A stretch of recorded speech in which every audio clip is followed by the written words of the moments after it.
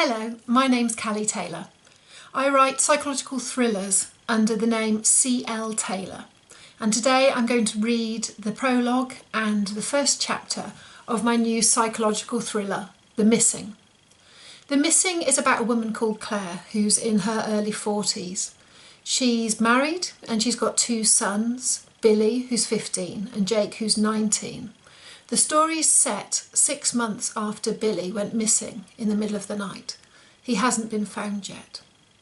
Alongside the current day thread are a series of text message or Snapchat conversations. There's two characters who are called Jackdaw44 and Ice9. I'll be reading their conversation in the prologue. It's up to the reader as the story progresses to work out what the relevance of these conversations are and who is having the conversation. Why did Billy go missing? And who knows why that happened? Claire doesn't want to believe that any of her friends or family could be responsible. That could be her downfall. So, The Missing.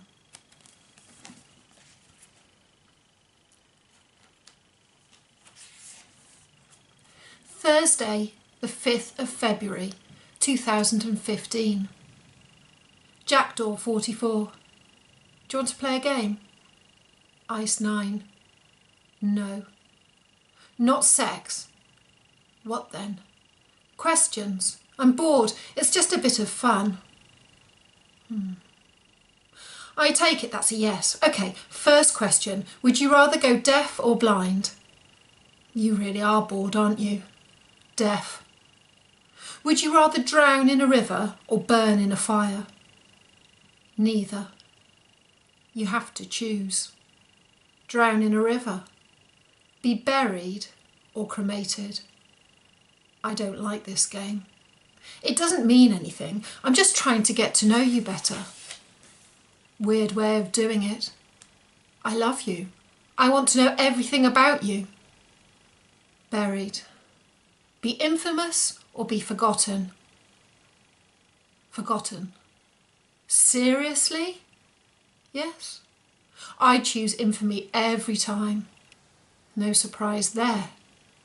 Cry at my funeral or save your tears for private? What? Stop being so morbid. I'm not. I'm just preparing you. For what? Hello? Hello? Chapter 1. Wednesday the 5th of August, 2015. What do you wear when you peer into the barrel of a camera and plead for someone, anyone, to please, please tell you where your child is? A blouse? A jumper? Armour? Today is the day of the second television appeal. It's been 6 months since my son disappeared. 6 months? How can it have been that long? The counsellor I started seeing 4 weeks after he was taken from us told me the pain would lessen, that I would never feel his loss as keenly as I did that first day. She lied. It takes me the best part of an hour before I can look at myself in the bedroom mirror without crying. My hair, cut in a short elfin style last week, doesn't suit my wide, angular face, and my eyes look too dark and deep-set beneath the new fringe.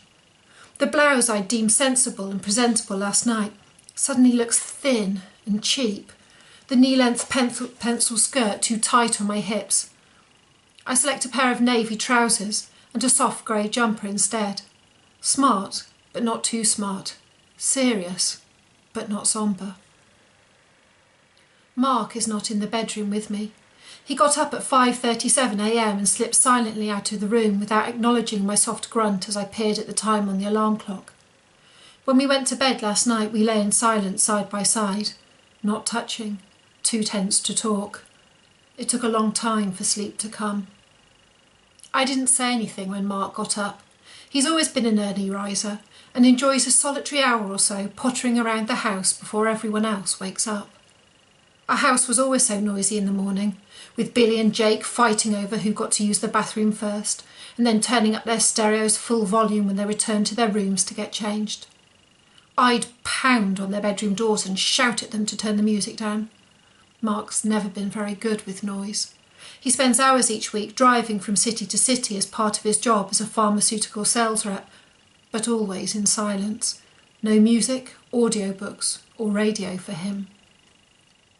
Mark! It's 7:30 a.m. when I pad into the kitchen, taking care to step over the cracked tile by the fridge so I don't snag my pop socks. 3 years ago, Billy opened the fridge and a bottle of wine fell out, cracking the tiles that Mark had only finished laying the day before. I told him it was my fault. Mark! The kettle is still warm, but there's no sign of my husband. I poke my head around the living room door, but he's not there either. I return to the kitchen and open the back door that leads to the driveway at the side of the house. The garage door is open. The rrr splutter of the lawnmower being started drifts towards me. Mark? I slip my feet into a pair of Jake's size 10 trainers that have been abandoned next to the mat and slide across the driveway towards the garage. It's August and the sun is already high in the sky. The park on the other side of the street is a riot of colour and our lawn is damp with dew.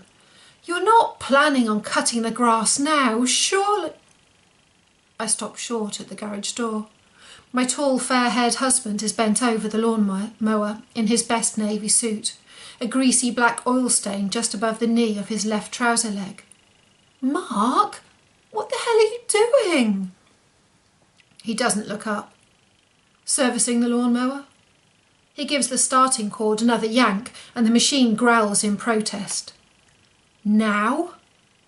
I haven't used it for a month. It'll rust up if it's not serviced. I don't know whether to laugh or cry. But Mark, it's Billy's appeal. I know what day it is. This time he does look up.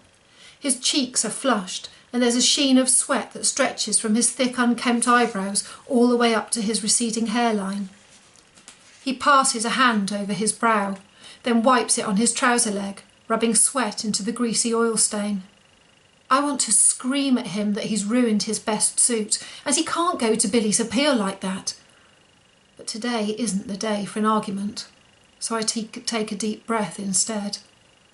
It's 7:30, I say. We need to get going in half an hour. DS Forbes said he'd meet us at 8:30 to go through a few things. Mark rubs a clenched fist against his lower back as he straightens up. Is Jake ready? I don't think so. The door was shut as I came downstairs and I couldn't hear voices. Jake shares his bedroom with his girlfriend Kira. They started dating at school when they were 16 and they've been together 3 years now, sharing a room in our house for the last 18 months. Jake begged me to let her stay. Her mum's drinking had got worse and she'd started lashing out at Kira, physically and verbally. He told me that if I didn't let her live with us, she'd have to move up to Edinburgh to live with her grandfather and they'd never get to see each other. Well, if Jake can't be bothered to get up, then let's go without him, Mark says. I haven't got the energy to deal with him, not today. It was Billy who used to disappoint Mark. Billy with his I don't give a shit attitude about school and his belief that life owed him fame and fortune. Jake was always Mark's golden boy in comparison. He worked hard at school, gained 6 A to C grade GCSEs and passed his electrician course at college with flying colours. These days it's phone calls about Jake's poor attendance at work that we're dealing with, not Billy's. I haven't got the energy to deal with Jake either, but I can't just shrug my shoulders like Mark. We need to present a united front to the media. We all need to be there, sitting side by side behind the desk. A strong family, in appearance if nothing else. I'm going back to the house. I'll get your other suit out of the wardrobe, I say, but Mark has already turned his attention to the lawnmower. I shuffle back to the path, Jake's oversized shoes leaving a trail in the gravel, and reach for the handle of the back door. I hear the scream the second I push it open. So, that's it. That's my little introduction to The Missing. As I said, it's out on the 7th of April. I hope you enjoy it, and I'd love to hear from you if you did. Thanks very much. Bye bye.